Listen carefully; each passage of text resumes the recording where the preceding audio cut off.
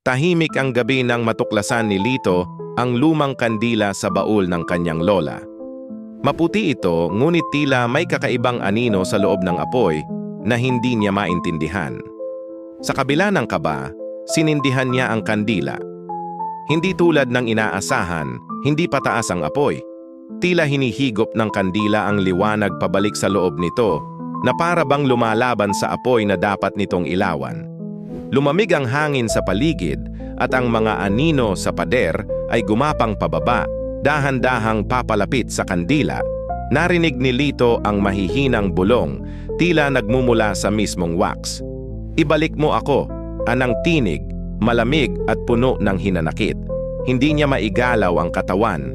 Ang anino niya ay unti-unting hinihila ng kandila, parang naglalakbay pabalik sa loob ng apoy.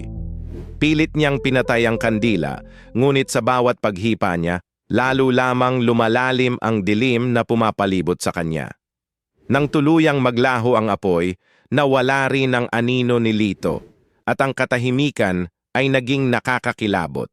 Sa sumunod na umaga, natagpuan ng kanyang lola ang kandila, kumpleto pa rin, ngunit ngayon ay may bagong anino sa loob ng wax, nakapirmi at nakatitig, parang may gustong makawala, naghihintay sa susunod na maglakas loob na sindihan ito.